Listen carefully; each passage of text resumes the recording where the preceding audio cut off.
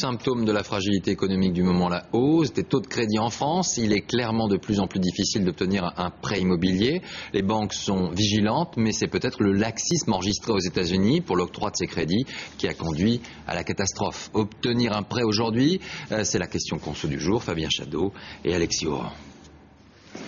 Yannick Besson, 28 ans, est déjà propriétaire d'un appartement de 50 mètres carrés dans le centre de Lyon.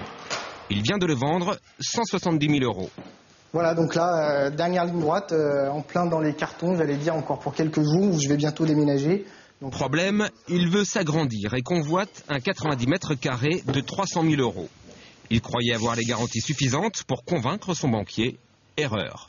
Je pense rassembler tous les critères qui peuvent aller avec moi. J'ai une promotion professionnelle au sein d'un grand groupe français. J'ai un statut cadre. Je suis embauché en CDI avec un salaire qui est au-delà de 3 500 € brut par mois. Et aujourd'hui, même avec ça, en étant propriétaire, j'arrive pas à pouvoir racheter un appartement. Donc là, ce qui m'arrive, c'est que du coup, je retourne chez mes parents. Je vais passer l'hiver.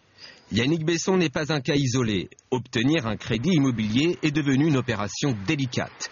Depuis 6 mois, le nombre de dossiers rejetés par les banques atteint 10% contre 3% l'an dernier.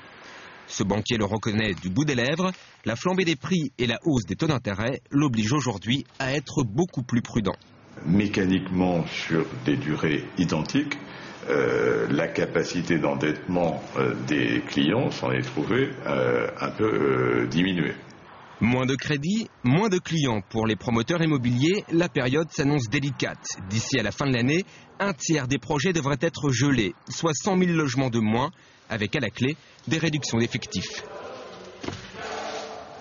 À partir du moment où les opérateurs produisent moins, ils ont moins besoin de personnel pour réaliser leurs opérations. Donc mécaniquement, malheureusement, nous allons fermer un certain nombre d'agences dans des zones où le marché n'est plus réel et où les banquiers et l'immobilier ne sont plus en adéquation.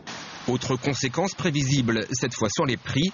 Selon la Fédération des agences immobilières, ils pourraient chuter de 7 à 15% dans les 6 prochains mois.